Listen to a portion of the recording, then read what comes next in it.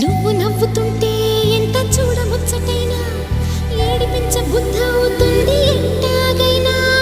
ముద్దుగానే ఉంటావేమో మూతి ముడుచుకున్నా